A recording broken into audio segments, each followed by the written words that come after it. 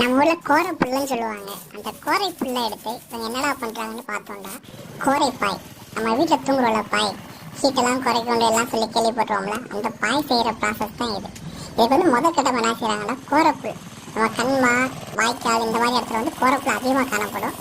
அந்த கோரப்புல்லை எல்லாத்தையுமே எடுத்து இவங்க வந்து ஒரு மிஷினில் கொடுத்து அதை வந்து ஈக்குவல் சைஸை வந்து பிரிச்சுக்கிறாங்க. பிரிச்ச கோரப்புல் எல்லாத்தையுமே தனித்தனி கட்டா போட்டு வந்து கரெக்டாக வந்து காய வச்சுக்கிறாங்க. காய வச்ச கோரத்தை வந்து கரெக்டான சைஸில் கலர்லாம் சேர்த்து கரெக்டாக பிரித்து வச்சுட்டோம்னா நம்ம பாய்க்கு வந்து பாய் செய்கிறதுக்கு ஏதுவான கோரையாக வந்து மாறிடும். அதை வந்து நம்ம முன்னாடி வந்து கையில் வந்து நெசவு பண்ணுவாங்க, இப்போ வந்து மிஷின்லேயே நெசவு பண்ணிடுறாங்க. ஈக்குவலாக தச்சு வந்து கலர் கலராக கொடுத்து நம்மளுக்கு வந்து கோரப்பாய் வந்து ரெடி ஆகிடுது.